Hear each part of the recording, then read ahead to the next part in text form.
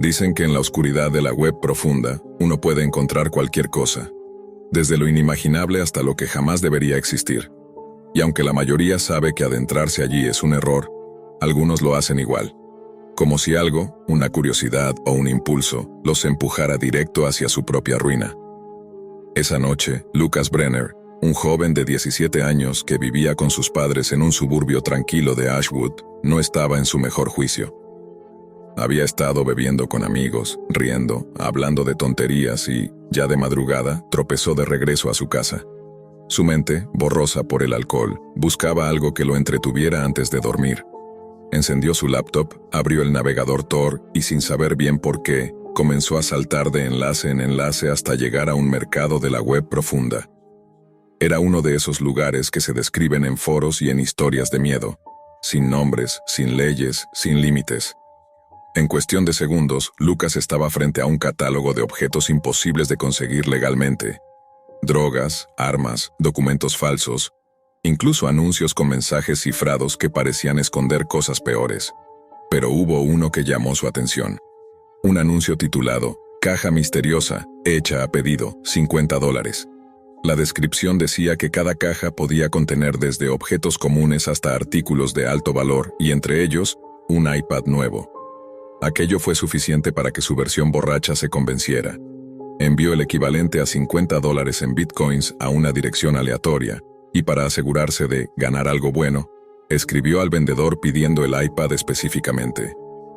Incluso, entre risas torpes, terminó enviando otros $50 más. Cuando despertó al día siguiente, la resaca le golpeó antes que la memoria.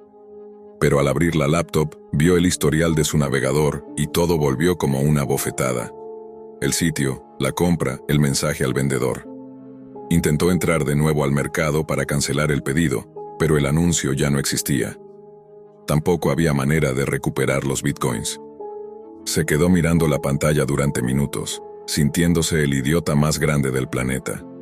Pensó en los $750 que tenía ahorrados, y cómo ahora su cuenta mostraba casi nada. Quizás la tasa de cambio había variado, quizás simplemente había sido estafado. Durante días se reprochó su estupidez, pero eventualmente lo olvidó. Hasta que una mañana, semanas después, algo lo hizo recordarlo todo.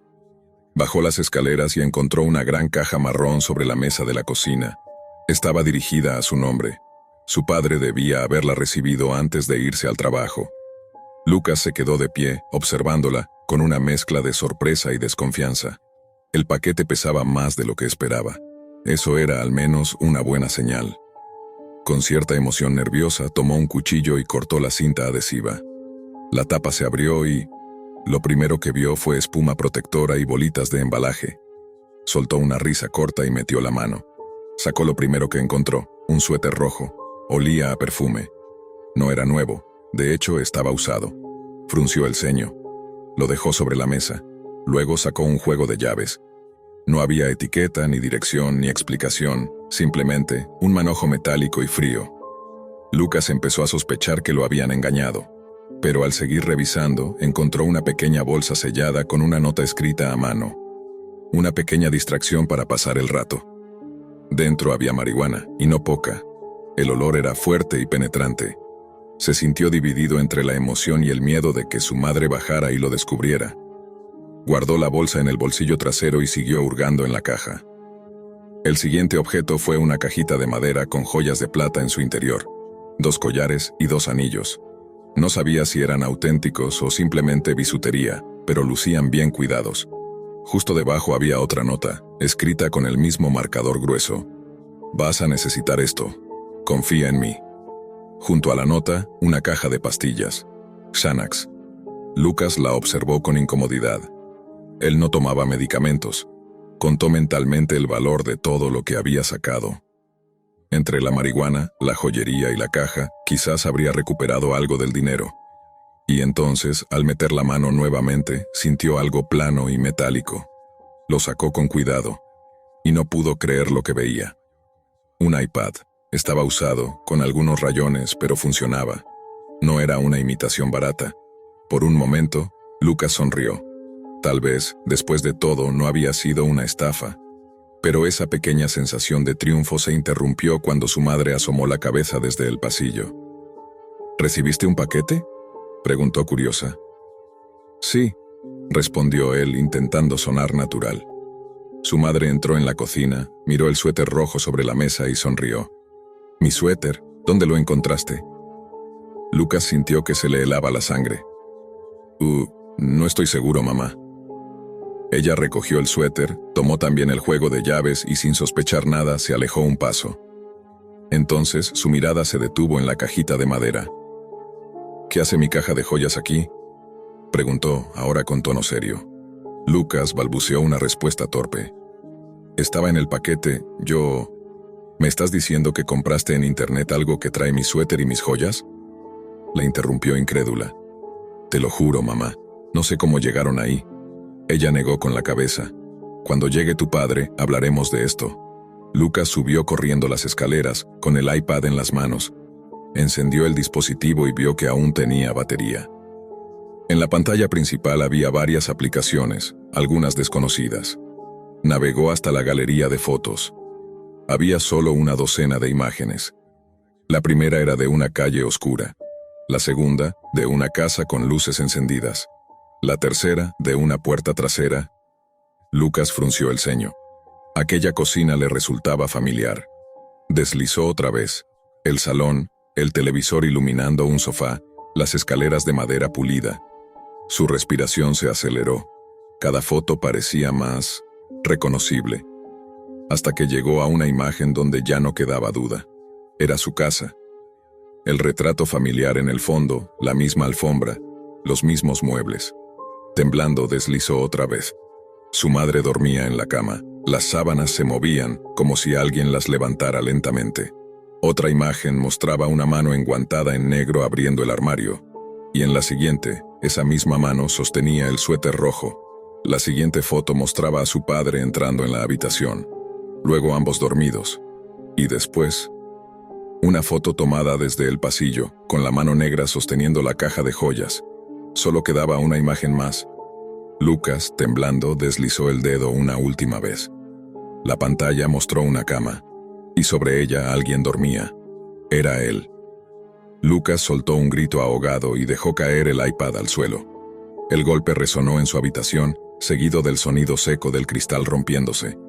Durante unos segundos permaneció inmóvil, sin saber si debía mirar de nuevo o correr escaleras abajo. El miedo lo paralizaba. Esa última imagen lo había dejado helado. Era él, su propio rostro dormido.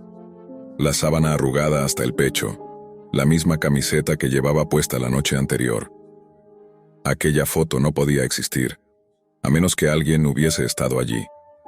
Retrocedió hasta la pared, temblando. El iPad seguía en el suelo, con la pantalla partida en 1000 fragmentos, pero aún encendida. Desde el vidrio roto, los colores distorsionados de la imagen parecían moverse, como si el reflejo mismo respirara. No puede ser, susurró Lucas con la garganta seca. De repente, recordó la nota encontrada junto a las pastillas. «Vas a necesitar esto. Confía en mí». La sacó de su bolsillo, la miró una vez más. En el reverso, una fecha escrita con marcador grueso, 21 de junio de 2018. Era mañana. Sintió que algo dentro de él se quebraba. ¿Era una advertencia? ¿Una amenaza? Intentó calmarse, pero el pánico lo hizo tropezar con la silla. Corrió hacia la ventana y apartó la cortina. Afuera, la noche ya había caído.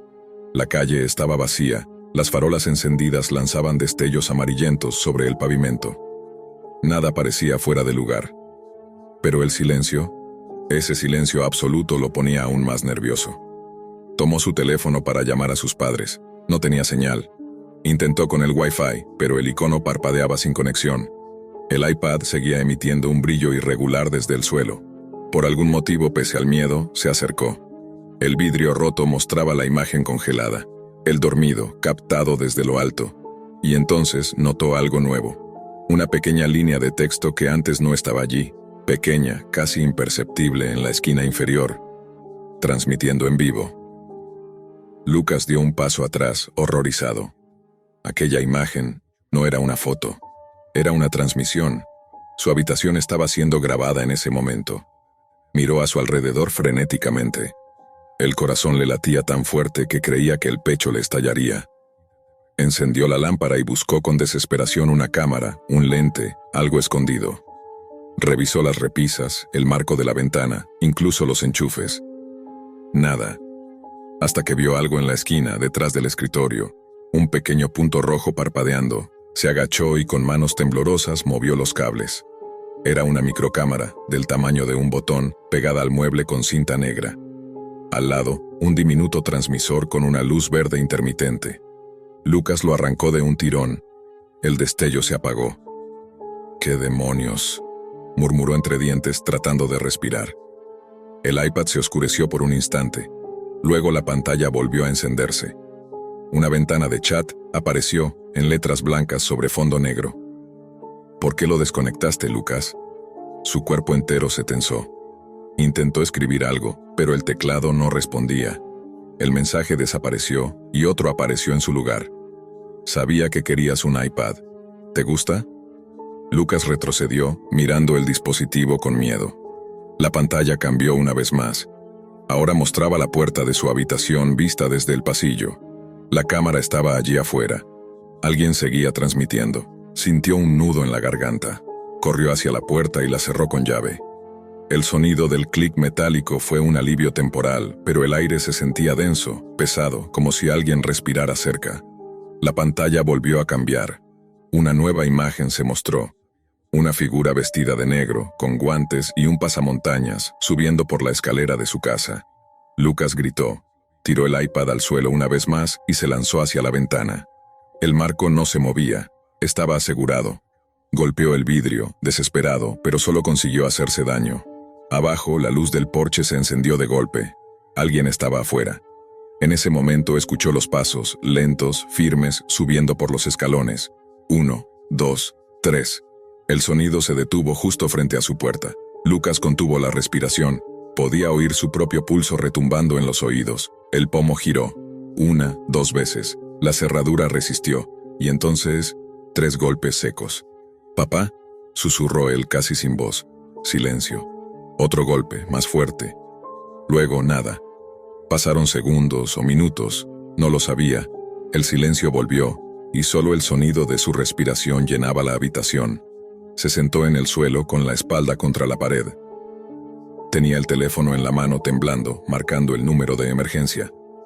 Pero antes de que pudiera presionar llamar, una notificación apareció en la pantalla del iPad que aún titilaba en el suelo. Una nueva foto. Era la puerta de su habitación, tomada desde dentro. Su mirada se nubló. Sintió una punzada en el cuello. Un frío repentino, como si el aire se hubiera escapado del cuarto. Intentó girarse, pero no alcanzó a ver nada más. A la mañana siguiente, el padre de Lucas encontró la puerta cerrada con llave. Golpeó varias veces antes de abrirla con una herramienta. El cuarto estaba vacío. El iPad hecho pedazos. El escritorio desordenado. Y sobre la cama, un papel doblado cuidadosamente. Solo tenía una frase escrita con marcador negro. «Te lo dije. Iba a necesitar esto». La policía nunca logró rastrear el origen del paquete. La dirección de envío no existía. El remitente tampoco. El único dato verificable era la transacción de bitcoins a una billetera anónima, registrada en un servidor alojado en la web profunda. Hasta hoy, nadie ha podido explicar cómo llegaron a esa casa los objetos personales de la familia Brenner. Ni quién tomó las fotografías, ni qué significaba exactamente aquella última nota. Solo se sabe que, semanas después, otro usuario anónimo publicó en un foro oculto una nueva oferta. Caja misteriosa, hecha a pedido, $50. Contenido garantizado, una experiencia única. Y una sola reseña, firmada con un nombre que heló la sangre de todos los que la leyeron, Lucas B. No voy a fingir que soy una buena persona. Ni siquiera estoy seguro de poder considerarme alguien funcional. Durante años, mi vida fue una espiral de fiestas, noches interminables y excesos que parecían no tener fin. Me llamo Renzo Salvatierra, y en ese entonces, lo único que me importaba era escapar de la rutina con cualquier sustancia que alterara mis sentidos. Sin familia, sin propósito, y con pocos amigos que realmente se preocuparan por mí, terminé diciéndome que ya no tenía nada que perder. Empecé con lo típico: alcohol, algo de polvo de vez en cuando, pastillas en los bares. Pero pronto, el riesgo de conseguirlo se volvió insoportable. Los callejones, las miradas sospechosas, la constante sensación de estar a punto de ser arrestado o apuñalado, era demasiado. Así que busqué un camino más seguro. Ahí fue cuando escuché por primera vez sobre la Deep Web, ese submundo digital del que todos hablan pero pocos se atreven a visitar. Un lugar donde, decían, podías conseguir lo que quisieras sin moverte de casa. Drogas, documentos falsos, lo que fuera. Todo con un par de clics y algo de criptomoneda. Lo absurdo era que sonaba tan cómodo que casi parecía legal. Las primeras veces todo salió bien. Algunos vendedores eran confiables, discretos, incluso educados. Los paquetes llegaban a mi puerta sellados con precisión quirúrgica, envueltos como simples envíos de suplementos vitamínicos. En foros ocultos, los usuarios escribían reseñas detalladas sobre cada producto, calificaban a los vendedores, compartían experiencias como si se tratara de un club de consumidores sofisticados. Pero con el tiempo todo empezó a desmoronarse. Los mercados desaparecían sin aviso. Algunos eran cerrados por las autoridades, otros simplemente se evaporaban con el dinero de sus clientes. Yo, desesperado, comencé a adentrarme más y más profundo en la red oscura. Pasé noches enteras explorando sitios Onion, navegando entre foros abandonados, páginas llenas de enlaces rotos y advertencias de usuario no encontrado, hasta que encontré algo diferente, un enlace compartido en un hilo reciente, publicado por un usuario con un nombre extraño, HollowSeed93, llevaba a un sitio que nunca había visto. El lugar no tenía nombre, solo un logotipo, una diana negra con una píldora blanca en el centro. No había lista de productos, solo una cápsula llamada Acero. Según la descripción, amplificaba la experiencia sensorial, y era 100% pura. Las reseñas parecían auténticas, cientos de comentarios en distintos idiomas, todos elogiando la sustancia con entusiasmo casi religioso. Parecía demasiado bueno para ser real, y lo era. Aún así, hice clic en comprar. El sitio me pidió una dirección, un pago en criptomoneda, y nada más. 2 días después, recibí un pequeño sobre sin remitente, con una advertencia escrita en tipografía mínima. Uso exclusivo para recreación controlada. No exceder la dosis, me reí. Lo tomé como una broma. Esa noche planeaba salir, así que me tragué una de las píldoras con un vaso de agua antes de prepararme. Lo siguiente que recuerdo es la oscuridad. Mi memoria se fragmentó como un espejo cayendo al suelo. No sé si fui a un club o si me desplomé en la calle. Todo lo que vino después fue una mezcla confusa de luces, voces y colores distorsionados. Cuando desperté, el mundo había cambiado. Estaba tirado sobre un suelo de madera húmeda. Mi ropa olía a vómito y mi garganta ardía como si hubiera pasado días sin beber agua. Me costó entender dónde estaba. No había sonido más que el crepitar lejano del viento. La oscuridad era espesa, apenas rota por una rendija de luz que entraba por una ventana cubierta con tablas. A mi alrededor había 3 personas más. 2 hombres y una mujer. Ninguno se movía. Me incorporé con dificultad, llamando a cualquiera que pudiera oírme, pero mi voz era apenas un murmullo ronco. Cuando por fin logré mantenerme de pie, vi que la habitación era pequeña. Una chimenea rota, un armario viejo, cortinas sucias y una puerta bloqueada desde fuera. El aire olía a humedad y miedo. Entonces, uno de los desconocidos comenzó a moverse.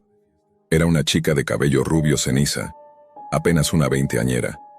Se levantó bruscamente, los ojos muy abiertos. «¿Dónde estoy? ¿Quién eres tú?», me gritó. Levanté las manos en señal de calma. «Tranquila, no voy a hacerte daño. Me llamo Renzo. Acabo de despertar aquí, igual que tú. No sé cómo llegué». Ella respiró agitada, intentando recordar. «Yo estaba de fiesta. Después nada. Solo oscuridad». «¿Tu nombre?», le pregunté. «Mila», respondió aún temblando. Antes de poder decir algo más, uno de los hombres comenzó a gemir. Era mayor, de unos 50 años, fuerte, con el cabello gris. Cuando intenté acercarme, se abalanzó sobre mí con una fuerza brutal. Me sujetó del cuello y me estampó contra el suelo. «¿Qué haces en mi casa, maldito ladrón?», rugió. Apenas podía respirar. Mila intentó intervenir, pero su fuerza no bastó. De algún modo logré empujarlo y rodar a un lado, tosiendo con desesperación. «No te haré daño», alcancé a decir. «No sé dónde estamos». El hombre, confundido, se detuvo y miró alrededor. Su furia se transformó en miedo. «¿Qué es este lugar?», susurró. Nos quedamos en silencio. El tercer hombre, el que seguía inmóvil, yacía boca abajo. El mayor, que se presentó como Armand Keller, se acercó a examinarlo, tal vez esperando que despertara.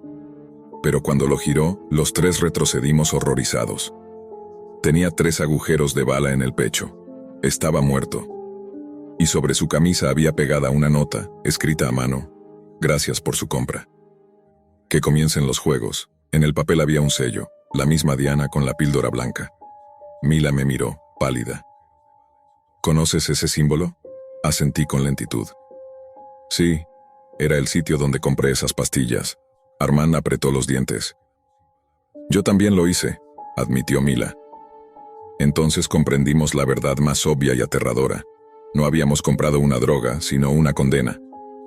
Armand se giró hacia la puerta. «Sea lo que sea esto, debemos salir de aquí». Pero antes de que diera un paso, alguien tocó 3 veces. Seco, preciso. Ninguno de nosotros se movió. El sonido del papel deslizándose bajo la puerta rompió el silencio. Armand lo recogió y lo leyó en voz alta. «Estimados participantes, bienvenidos a la cacería anual. Tienen 24 horas para escapar del bosque. Pasado ese tiempo, serán eliminados del juego. Buena suerte». Nos miramos, paralizados. Afuera el viento comenzó a soplar con un tono que parecía reírse de nosotros. Mila rompió el silencio con voz temblorosa. ¿Qué vamos a hacer?» Armand respiró hondo. «Vamos a salir, pero debemos pasar desapercibidos. Quita esa camiseta amarilla, brilla demasiado». Sacó algunas chaquetas viejas del armario y nos las lanzó. Luego empujó la puerta con fuerza. El exterior era un bosque inmenso, húmedo y silencioso. El juego había comenzado. Esa primera noche, el narrador dejó la caja sobre la mesa del comedor, con la idea de examinarla al día siguiente con la mente despejada. Pero algo en ella lo perturbaba. No era solo su aspecto. El material de la madera parecía demasiado viejo, como si hubiera estado sumergido durante años. Además, desprendía un olor metálico, una mezcla entre óxido y humedad. Intentó ignorarla, pero al apagar las luces del apartamento, notó algo inquietante. El sonido leve de un clic, como el de un pestillo que se ajusta por sí solo. Pensó que era su imaginación. Aún así, dejó su celular grabando durante la noche, solo por curiosidad. A la mañana siguiente, lo primero que hizo fue revisar el video. En la pantalla, el reloj marcaba las 3:11 de la mañana cuando algo se movió. La tapa de la caja se levantó apenas unos centímetros, lo suficiente para dejar escapar una sombra delgada, una forma apenas visible, como si el humo negro de un fósforo se hubiera extendido por la habitación. La grabación se cortó segundos después. El celular se había apagado. El hombre pensó que era una falla técnica o que la batería se había agotado. Pero el dispositivo aún tenía carga. Fue entonces cuando se dio cuenta de algo peor. El archivo de video tenía un peso de 6,66 gigabytes exactos. Trató de eliminarlo, pero el sistema se congeló. La pantalla se tornó completamente negra, y un texto comenzó a aparecer, línea por línea, como si alguien lo estuviera escribiendo desde el otro lado. «No debiste abrir el enlace, no debiste aceptar el envío, ahora la cámara te ve». El mensaje desapareció y el celular volvió a la normalidad. Respiró profundo, intentando convencerse de que era una broma, quizás un malware diseñado para asustar. Pero su computadora también comenzó a comportarse de manera extraña. Cuando la encendió, el navegador se abrió solo, redirigiéndolo a un sitio de la Deep Web que nunca había visitado antes.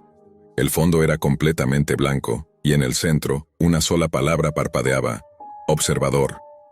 Había un cuadro de texto debajo. Sin pensarlo, escribió: «¿Quién eres?». La respuesta llegó casi al instante: «Soy el que envió la caja, pero no soy el primero». El corazón se le aceleró. Retrocedió en la silla, sin saber si apagar la computadora o continuar. El sitio parecía responder a sus movimientos, como si tuviera acceso a su cámara. De hecho, la luz verde, la del indicador de grabación, se encendió sin que él la tocara. Tapó el lente con cinta, pero la imagen en la pantalla mostró claramente su rostro. No el actual, sino una versión más pálida, con los ojos hundidos y una expresión que no recordaba haber hecho jamás. A partir de ese momento, todo comenzó a deteriorarse. Los espejos del apartamento mostraban reflejos desfasados, como si alguien más estuviera detrás de él. El sonido de clics metálicos se escuchaba cada noche, proveniente del interior de la caja. Sin embargo, cuando la revisaba, seguía cerrada. Buscó ayuda en foros anónimos. En uno de ellos, un usuario llamado Watcher respondió a su publicación. Su mensaje era corto, pero perturbador. Si ya recibiste la caja, solo puedes hacer una cosa: no mires dentro cuando se abra sola. El narrador no entendía a qué se refería. Intentó contactar de nuevo al usuario, pero su perfil había sido eliminado. Todos los registros de la conversación desaparecieron, como si nunca hubiera existido. Esa noche, el sonido regresó, más fuerte que nunca. Esta vez no era un clic. Era un golpeteo rítmico, constante, proveniente desde adentro. La caja temblaba ligeramente, como si algo presionara desde el interior intentando salir. Se acercó lentamente. Cada paso parecía más pesado, como si el aire se volviera denso. La temperatura del apartamento descendió sin explicación. Puso la mano sobre la tapa. Estaba helada. Entonces escuchó claramente una respiración. No era la suya.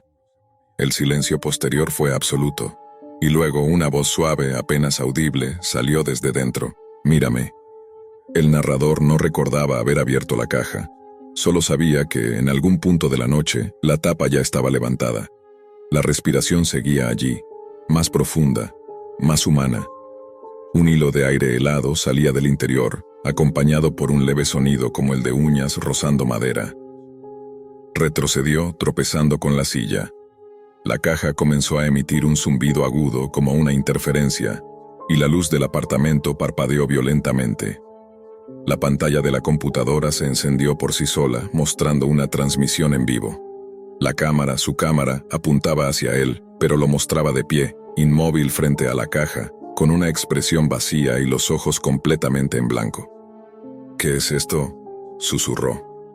En la transmisión su imagen respondió. No hablaba, pero sonreía.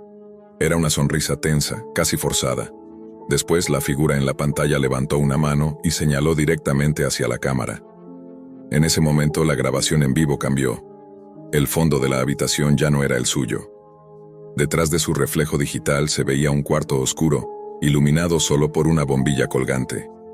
En una mesa al fondo se podía distinguir claramente otra caja idéntica. Intentó cerrar el programa, pero el cursor se movía solo. El sitio web que había visitado la noche anterior, el que decía «Observador», reapareció. Solo que ahora el texto era distinto. «Ya miraste. Ahora eres parte». El monitor se apagó, dejando la habitación en completo silencio. Al día siguiente, un vecino llamado Raúl notó que la puerta del apartamento estaba entreabierta.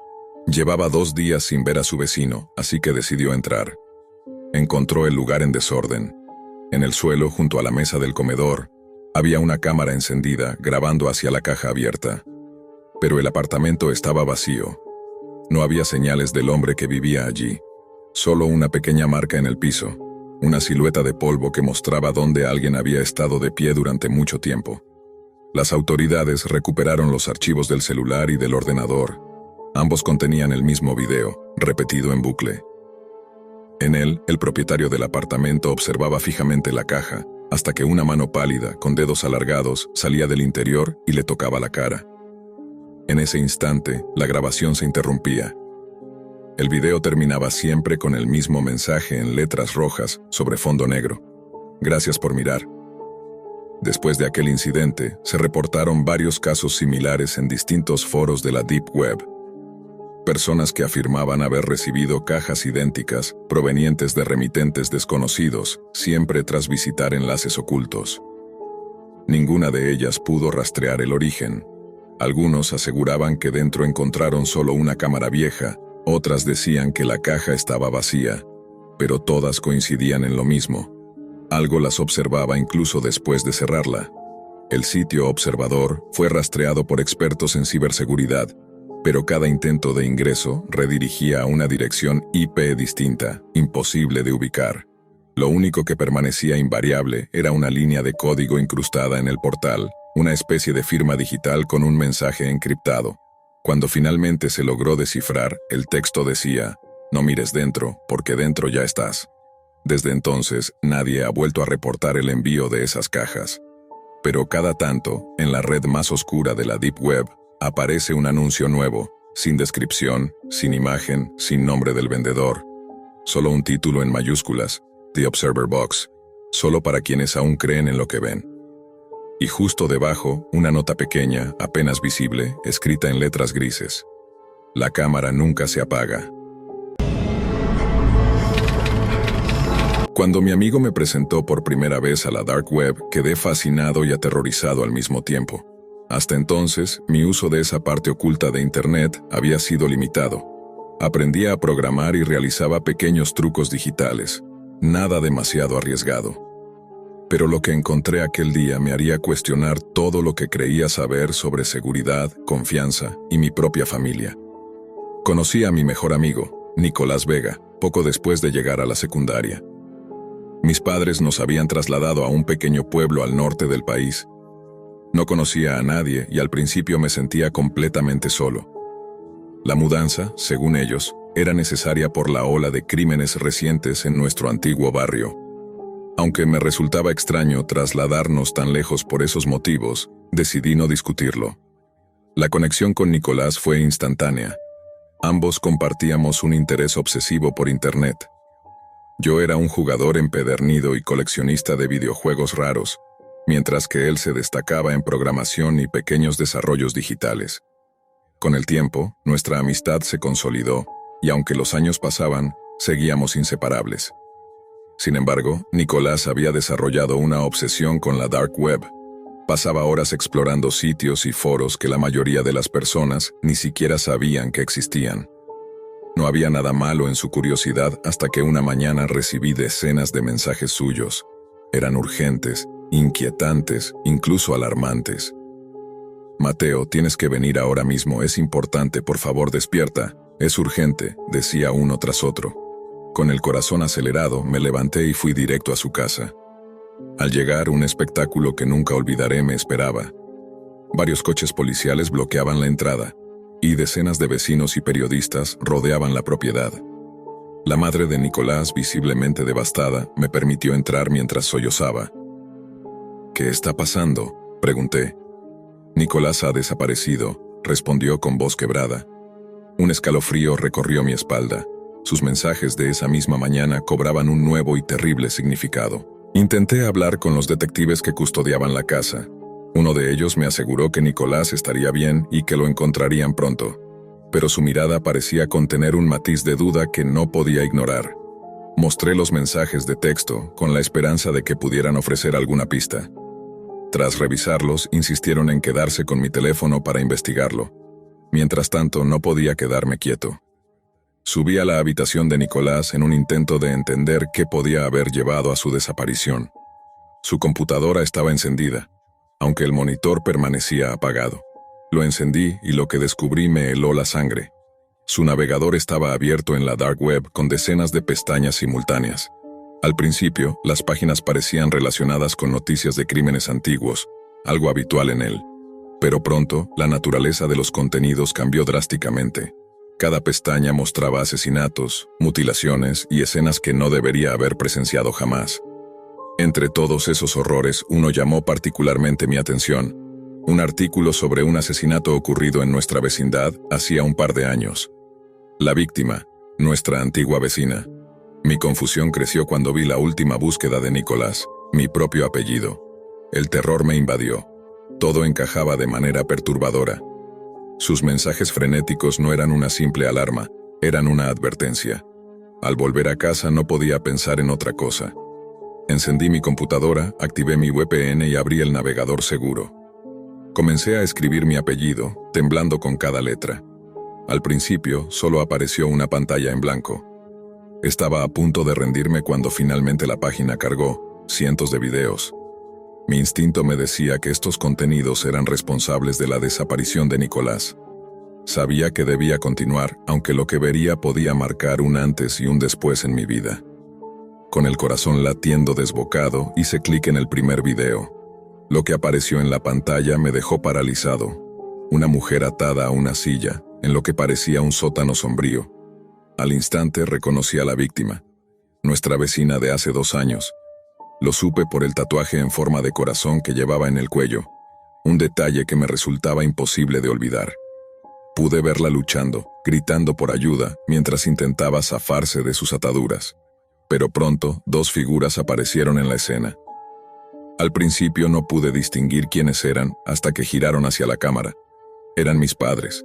Mi padre sostenía un cuchillo, mi madre un pequeño bisturí. Lo que siguió fue una pesadilla que jamás habría imaginado. Intenté apartar la mirada, pero algo me mantenía atrapado frente a la pantalla. La violencia, la frialdad de mis padres. Todo era demasiado, pero había algo más que me helaba la sangre. Nicolás. Mis padres no sabían que yo estaba viendo esto, pero si ya habían mostrado esa crueldad con alguien más, ¿qué harían cuando descubrieran que yo también estaba al tanto? Con cada video, la evidencia se hacía más aterradora. Cada escena se desarrollaba en la misma habitación, con la misma silla. Los patrones eran claros, no era un hecho aislado, sino un comportamiento sistemático, meticulosamente planeado. Y entre ellos, mi mejor amigo desaparecido. Nicolás, atado y vulnerable, su rostro cubierto por un saco que pronto sería retirado por mis propios padres. El terror me paralizó. Las lágrimas rodaban por mi rostro mientras observaba impotente. No podía comprender cómo las personas que me habían criado y protegido durante toda mi vida podían cometer semejantes atrocidades. Pero algo más empezó a abrirse paso en mi mente, un miedo aún más profundo. Si eran capaces de esto con Nicolás, ¿qué harían conmigo ahora que sabía la verdad? Mi instinto me decía que debía huir, pero la confusión y el horror me mantenían inmóvil. Finalmente logré reunir un poco de coraje. Me levanté del suelo, el temblor recorriendo todo mi cuerpo, y fui a mi armario. Tomé una mochila y comencé a llenarla con lo esencial: ropa, dinero, mi teléfono, todo lo que pudiera necesitar para escapar de ese lugar y buscar ayuda. Apenas estaba listo para salir cuando escuché pasos acercándose por el pasillo, el sonido de mi madre avanzando hacia mi habitación. El pánico se apoderó de mí.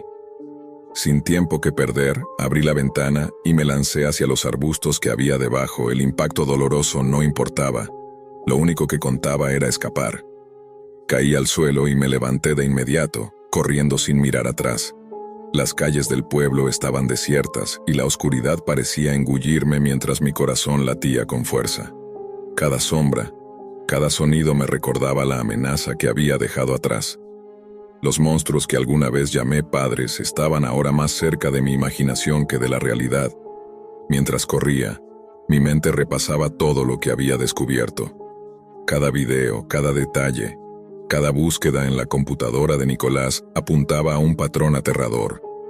Sabía que debía encontrar ayuda, pero también sabía que, hasta que lo hiciera, debía mantenerme invisible, silencioso y alerta. No sabía cuánto tiempo podría mantenerme a salvo, ni siquiera a quién podía confiarle la verdad. Cada persona que creía cercana podía estar implicada, y la paranoia se convirtió en un escudo necesario para sobrevivir. Mi vida había cambiado para siempre, y cualquier paso en falso podría costarme todo. Corría sin rumbo fijo, con la mochila apretada contra mi pecho y los pensamientos girando en un torbellino de terror y confusión. Las calles del pueblo estaban vacías, silenciosas, y cada sombra parecía un aviso de que el peligro no había terminado. Sabía que no podía regresar a casa ni confiar en nadie cercano. Mis padres, las personas que creía que me protegerían, eran ahora los monstruos que me perseguían. Llegué a una pequeña estación de policía en las afueras del pueblo. Respirando con dificultad, entré y pedí ayuda. Me presenté como Mateo Rivas y relaté entre sollozos lo que había visto en los videos, la desaparición de Nicolás y el papel de mis propios padres. Al principio los agentes parecían incrédulos, pero el terror en mis ojos y los detalles que proporcioné fueron suficientes para que me tomaran en serio.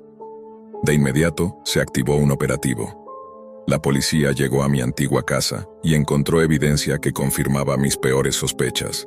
Los videos, la habitación adaptada como un lugar de tortura y, más perturbador aún, los rastros de los crímenes cometidos contra otras víctimas en años anteriores.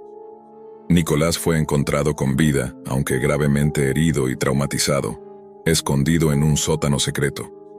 Los padres, Raúl y Silvia Montenegro, fueron arrestados y enfrentaron cargos por múltiples asesinatos, tortura y secuestro. El impacto de lo que viví me persiguió durante mucho tiempo.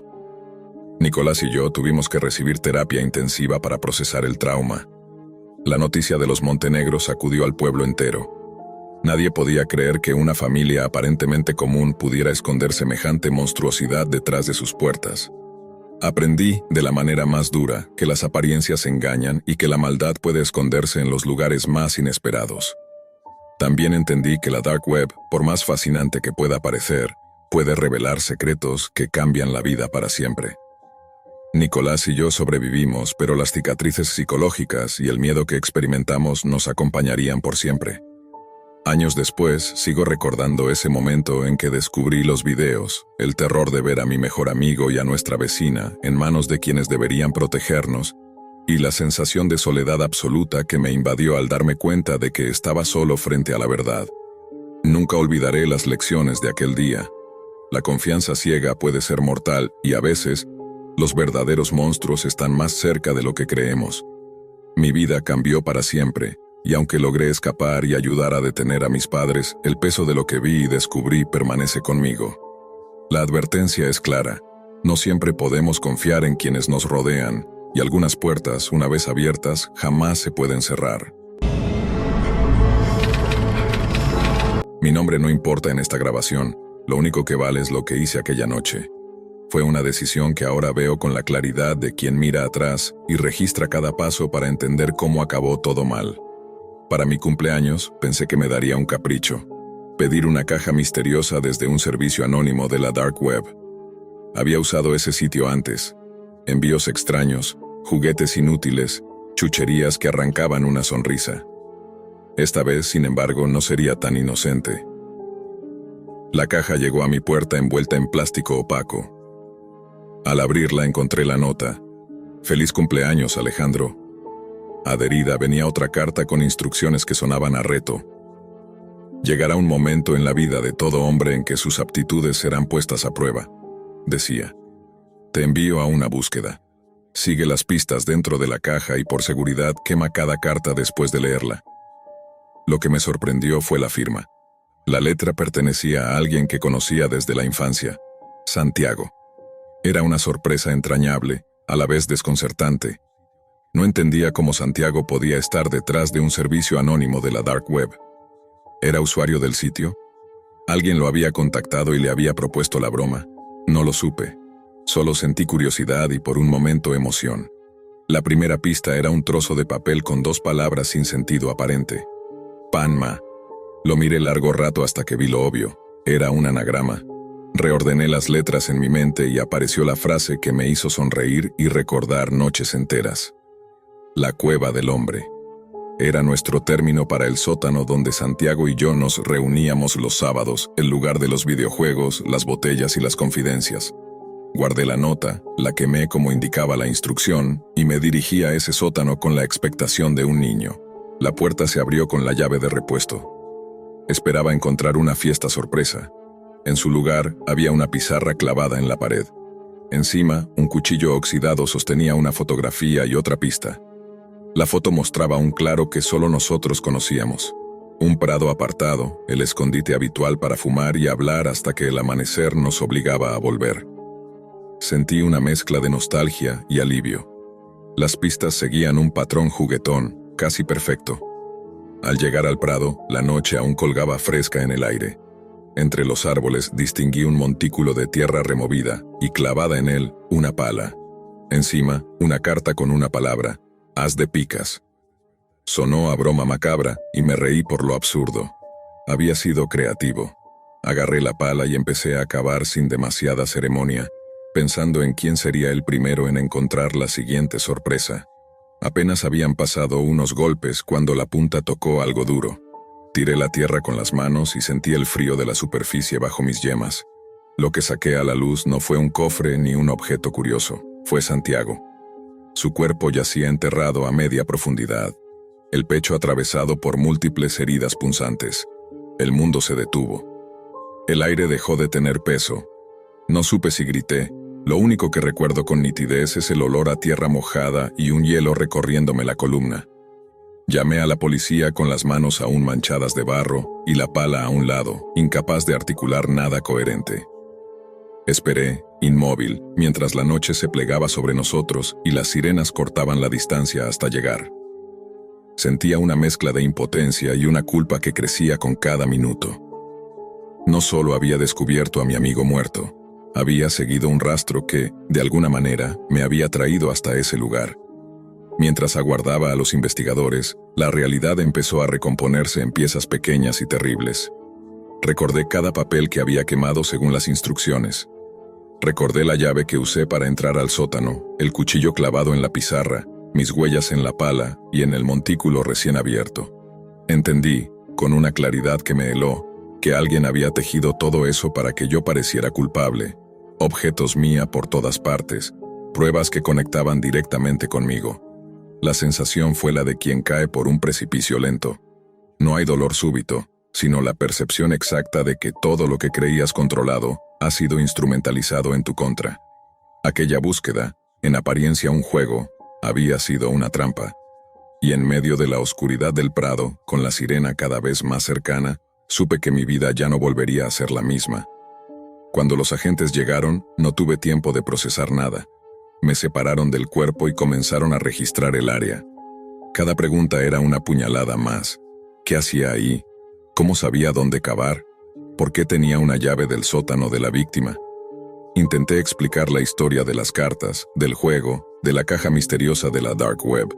Pero mientras hablaba, me di cuenta de lo absurdo que sonaba.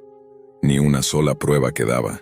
Todo lo había quemado, obedeciendo las instrucciones del supuesto juego. Uno de los oficiales, de rostro pétreo, recogió la pala y observó las huellas en el mango. Otro se acercó al cuchillo encontrado en el sótano. Me miraron como si el caso estuviera cerrado. Era inútil insistir. En pocas horas, ya estaba esposado, sentado en una sala de interrogatorios bajo la luz blanca de un tubo parpadeante. Repasaron cada detalle de mi declaración, repitiendo las preguntas con leves variaciones, buscando contradicciones. Pero no había mentiras en lo que contaba, solo un relato imposible de creer. ¿Quién enviaría una caja desde la Dark Web con una búsqueda del tesoro? ¿Quién firmaría con el nombre de la víctima? ¿Y por qué justo yo sería el destinatario? Pasaron semanas antes de que me liberaran bajo fianza. La investigación seguía abierta, aunque el veredicto social ya estaba dictado. Amigos, familiares, conocidos, todos me miraban como si lo hubiera hecho. La historia había corrido por el pueblo como pólvora, el mejor amigo que lo enterró con sus propias manos. Intenté aislarme, cambié de número, de dirección, pero el pasado tiene un modo de encontrarte. Un día recibí un sobre sin remitente. Dentro había una hoja en blanco, salvo por una frase escrita a mano. La segunda ronda empieza cuando estés listo. Mi respiración se detuvo. La letra no era la de Santiago. Era diferente, más firme, más controlada. Y al dorso de la hoja, alguien había dibujado un símbolo que nunca había visto. Un triángulo invertido dentro de un círculo, con una línea que lo atravesaba verticalmente. Al principio pensé que era una broma cruel, pero cuando encendí mi computadora, el icono del navegador Tor apareció en la barra de tareas sin que yo lo hubiera abierto. La pantalla se volvió negra, y una sola ventana emergió en el centro. Una transmisión en directo. Un chat anónimo comenzó a llenarse de mensajes. Miles de usuarios.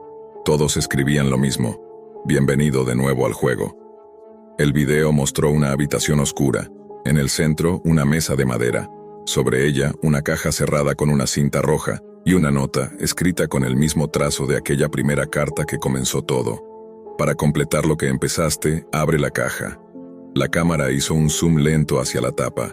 El chat estalló. Y justo antes de que la caja se abriera, la transmisión se cortó. Desde entonces, cada noche, recibo notificaciones sin remitente. Mensajes con coordenadas, fechas y frases que parecen pistas de una nueva búsqueda. He intentado ignorarlos, pero a veces escucho el sonido de una pala clavándose en la tierra, como si alguien estuviera cavando, justo afuera de mi casa. A veces me pregunto si alguna vez salí del juego, o si, desde aquel primer clic en la Dark Web, Simplemente dejé de ser el jugador y me convertí en la presa. Nunca había tenido contacto con la Deep Web. Para mí, la idea siempre había sonado absurda.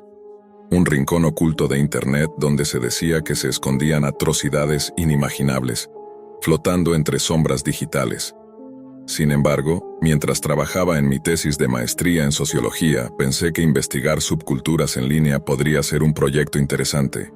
Me reuní con un viejo amigo, Daniel Cortés, quien me introdujo a Tor y me explicó una serie de precauciones para proteger tanto mi identidad como mi computadora. Durante las siguientes 2 semanas exploré sitios antiguos, reliquias que parecían haberse quedado atrapadas en los años 90.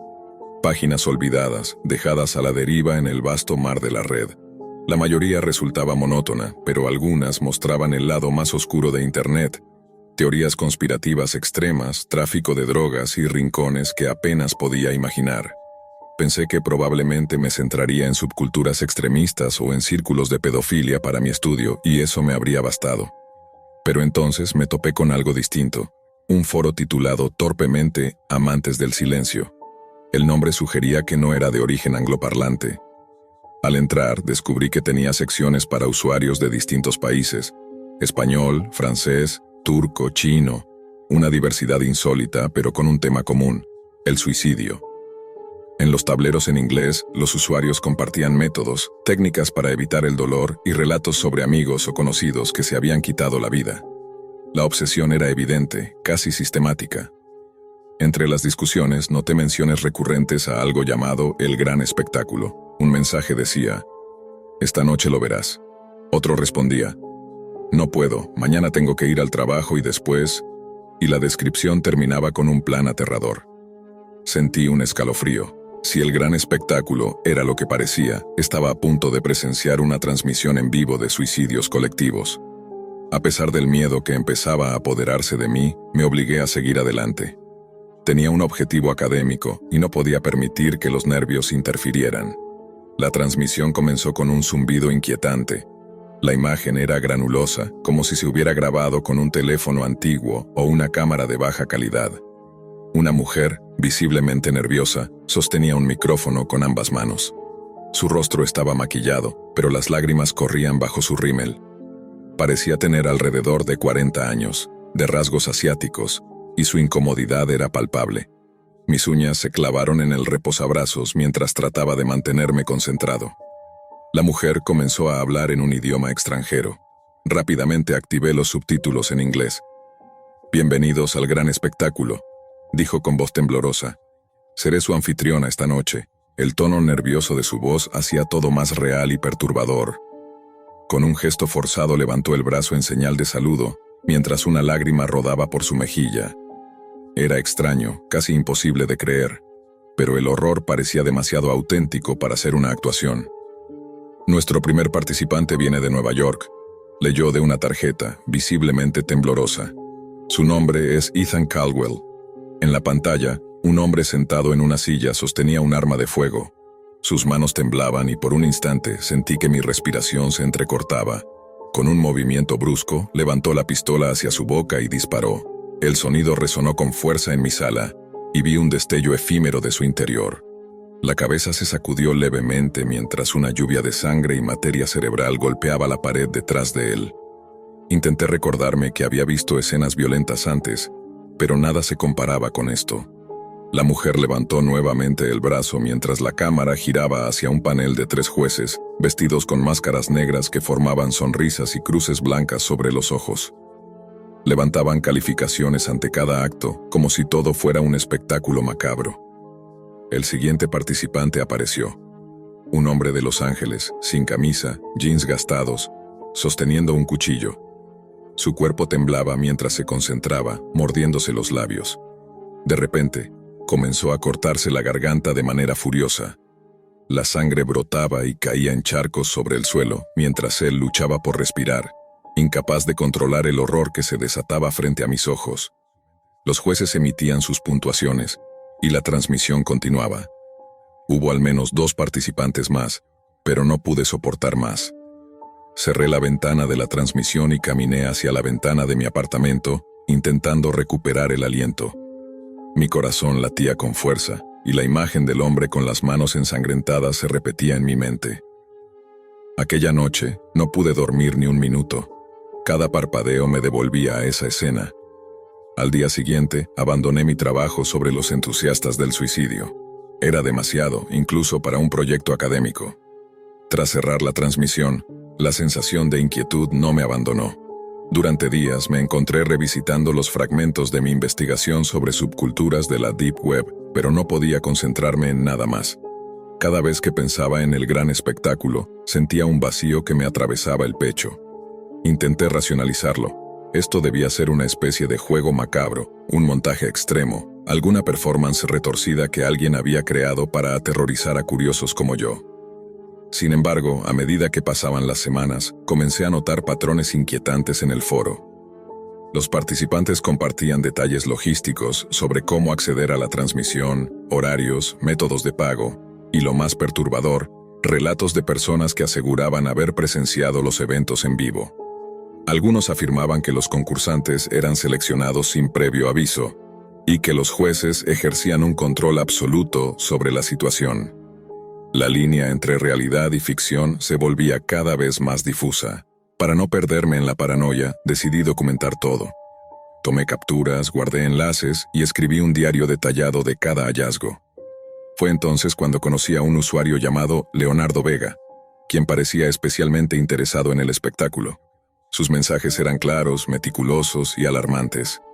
Hablaba de las transmisiones como si fueran competiciones deportivas, comentando las puntuaciones y las habilidades de los participantes. Su entusiasmo me repugnaba, pero también me intrigaba. ¿Cómo podía alguien obsesionarse tanto con algo tan grotesco? Leonardo me invitó a un chat privado. En un principio, dudé, pero la curiosidad pudo más. Accedí, ocultando mi identidad con las medidas de seguridad que Daniel me había enseñado. La conversación comenzó con preguntas triviales sobre la transmisión, pero pronto se tornó más profunda y perturbadora. Habló de los próximos eventos, de nuevas reglas, de participantes que nunca habían sido vistos en línea antes. Incluso insinuó que la producción estaba buscando audiencia real para involucrarse en un juego más amplio. A partir de ese momento, cada noche se convirtió en un ejercicio de vigilancia obsesiva. Revisaba el foro, los mensajes, los enlaces y los comentarios de Leonardo, buscando cualquier indicio que me permitiera comprender la magnitud del espectáculo. La atmósfera que rodeaba al evento era surreal, una mezcla de ritual, juego y competencia. No había duda de que existía un patrón sistemático detrás de todo. Un día, mientras navegaba por un tablero en francés, encontré un hilo que detallaba lo que llamaban las fases de la selección.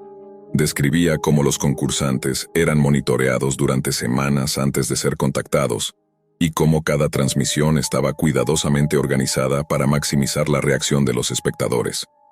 Las explicaciones eran frías, técnicas, como un manual de producción, y revelaban un nivel de planificación escalofriante. A pesar del miedo, decidí continuar mi investigación.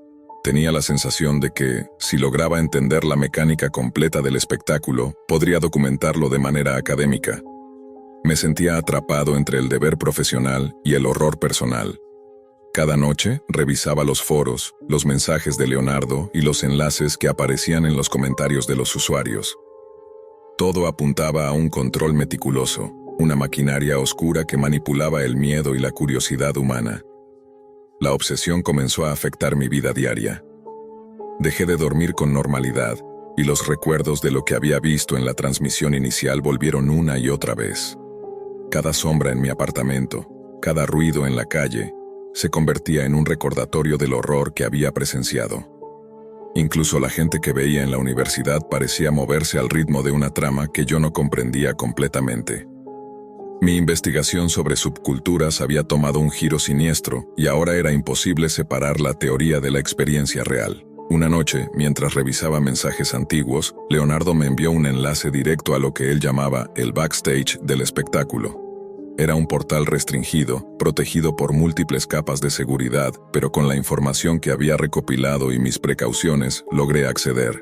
Lo que vi me dejó paralizado.